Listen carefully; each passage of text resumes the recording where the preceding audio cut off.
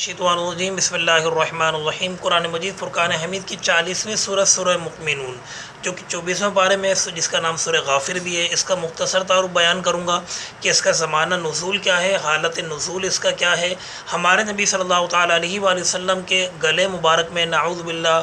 کس بدبخت نے رسی کا پھندا ڈال کے لپیٹنے کی کوشش کی، ہمارے نبی صلی اللہ تعالیٰ علیہ وآلہ وسلم کو شہید کرنے کی کوشش کی۔ اس صورت میں فرعون کا ذکر آیا تو کیوں آیا ہے، طاقت کا ذکر آیا تو کیوں آیا ہے، اور جو لوگ خاموش تھے یہ ساری چیزوں پر، ان سے اللہ تبارک و تعالیٰ نے کیا نام ہے بیان فرمایا، یہ ساری ویڈیو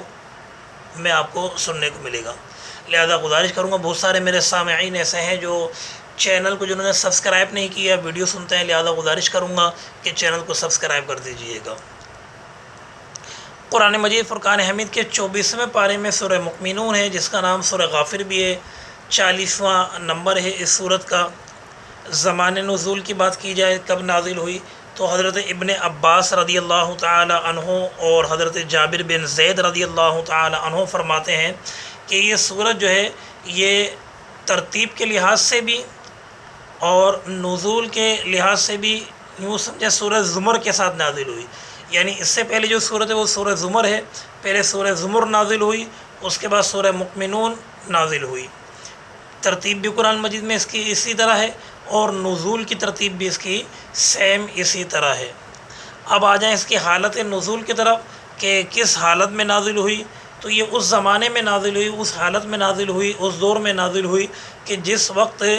مسلمانوں پر ظلم و ستم کفار مکہ کی جانب سے بہت شدت اختیار کر گئے تھے، یہاں تک کہ وہ چالیں بھی چل رہے تھے ان مسلمانوں کو ناکام بنانے کے لیے، اور اتنی شدت تھی کہ حضرت عبداللہ بن عمر بن عاص رضی اللہ تعالی عنہما روایت فرماتے ہیں کہ ہمارے نبی صلی اللہ تعالی علیہ وآلہ وسلم مکہ مکرمہ میں حرم میں خانہ کعبہ میں موجود تھے، نماز کی حالت میں تھے، اور ایک بدبخت شخص جس کا نام عقبہ بن ابی محیط تھا، اس بدبخت وہ آیا اور اس نے رسی ہمارے نبی صلی اللہ تعالیٰ علیہ وآلہ وسلم کے گلے مبارک میں ڈال کے لپیٹ رہا تھا۔ اسی اثنا میں پہلے خلیفہ یار غار یار مدار اور ایسے یار ہمارے نبی صلی اللہ تعالیٰ علیہ وآلہ وسلم کے کہ ہر موقع پہ ساتھ ساتھ رہے، فوراً حضرت ابوبکر صدیق رضی اللہ تعالی عنہ آئے اور اس نے حضرت ابوبکر صدیق رضی اللہ تعالی عنہ نے اس بدبخت کو پیچھے ہٹایا۔ تو یہ وہ دور تھا کہ جس دور میں ظلم و ستم بہت عروج پر تھا، سختی تھی مسلمانوں پر، اس وقت اس صورت کا نزول ہوا۔ اس صورت میں 3 باتیں بیان کی گئی ہیں، فرعون کا ذکر کیا گیا، طاقت کا ذکر کیا گیا، خاموش لوگوں کا ذکر کیا ہے۔ تو یہ تینوں باتیں ایک ایک کر کے بتاؤں گا، پھر آپ سے اجازت چاہوں گا، اور گفتگو کیسے لگی کمنٹس لازمی آپ لوگ کر دیجئے گا، آپ کے کمنٹس کا انتظار رہے گا۔ فرعون کی مثال دے کر بتایا گیا کفار مکہ کو کہ دیکھو جو کام فرعون نے کیا حضرت موسیٰ علیہ السلام کو نعوذ باللہ شہید کرنے کا، ان کو قتل کرنے کا، وہی کام تم لوگ کر رہے ہو، اور فرعون کا حال کیا ہوا، فرعون کا حشر کیا ہوا، وہ کس طرح تباہ و برباد ہوا، ہلاک ہوا، اور دنیا قیامت تک اس کا نام و نشان صفحہ ہستی سے مٹ گیا، اور جتنے لوگ آئیں گے سب فرعون پہ لعنت کریں گے کیونکہ اس نے ایک نبی کو نعوذ باللہ شہید کرنے کا ارادہ کیا۔ تو تم بدبخت بھی وہی کام کر رہے ہو، لہذا اس کام سے بعد آ جاؤ، یعنی اللہ تبارک و تعالی نے ان کو تنبیہ فرمائی۔ دوسری جو طاقت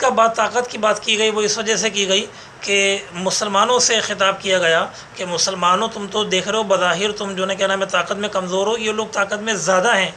مگر تم یہ یاد رکھنا کہ سب سے بڑی طاقت جو ہے وہ اللہ تبارک و تعالیٰ کی ہے۔ ان کے ظلم و ستم جو بھی ہوتے رہیں تم اللہ کی پناہ میں آ جاؤ۔ جب تم اللہ کی پناہ میں آ جاؤ گے، اللہ سے پناہ مانگو گے، اللہ کی پناہ میں آ جاؤ گے، تو پھر اللہ تبارک و تعالیٰ کی مدد تمہارے ساتھ ہوگی، تمہارے شامل حال ہوگی۔